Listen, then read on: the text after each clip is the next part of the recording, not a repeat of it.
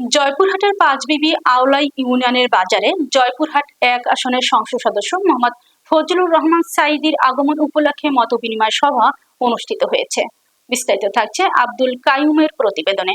সভায় স্থানীয় নেতাকর্মী ও বিভিন্ন শ্রেণী পেশার মানুষের সঙ্গে এলাকার সার্বিক পরিস্থিতি, সাংগঠনিক কার্যক্রম ও বিভিন্ন বিষয় নিয়ে আলোচনা করা হয়।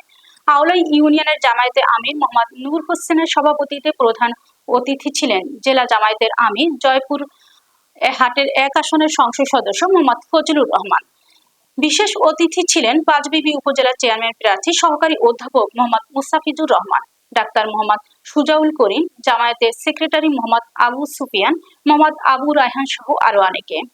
বক্তারা আওলাই ইউনিয়নের বিভিন্ন সমস্যা ও সম্ভাবনা নিয়ে আলোচনা করেন। একই সঙ্গে স্থানীয় জনগণের সঙ্গে আলোচনা ও সাংগঠনিক কার্যক্রমকে তৃণমূল পর্যায়ে আরো শক্তিশালী করার বিষয়ে গুরুত্ব আরোপ করেন। প্রধান অতিথি বলেন, সাধারণ মানুষের সুখ দুঃখের অংশীদার হয়ে তাদের সমস্যা জনকল্যাণমূলক কাজের প্রতি গুরুত্ব আরোপ করেন। তিনি কিন্তু সব দলের এমপি, আলহামদুলিল্লাহ।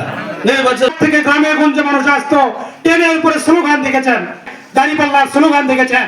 সুমাত ভাইরা, সারা বাংলাদেশের মানুষ এবার ইসলামের পক্ষে ভোট দিয়েছে, কিন্তু আমাদেরকে পরিকল্পিতভাবে ঠকানো হয়েছে, ঠিক কিনা? আপনার আসুন, আমাদের নেতৃবৃন্দ আছেন, তারা কথা বলবেন। পরিশেষে আপনারা আমাদের এমপি মহোদয় ডাকে সারা যে সবাই এসেছে। আশা করতেছি বর্ষার পরে কার্যক্রম শুরু হবে ওই রাস্তাটা। এই রাস্তাটার যে ট্রেন কন্ট্রাক্টর রয়েছে, সেই কন্ট্রাক্টর হেডমাস্টার বলেছেন, ভাই বলেছেন যে তার কথাই হচ্ছে একটা পরীক্ষা। আল্লাহ যাকে যা দিয়েছেন, যার যতটুকু যোগ্যতা, এটা কারো ক্রেডিট না, আল্লাহ তাকে দিয়েছেন। এটুকু আল্লাহ পরীক্ষা করবেন যে যাকে যতটুকু দিলাম সেইটুকু দিয়ে সে কি আল্লাহকে খুশি করার জন্য কাজ করেছেন, তিনি কি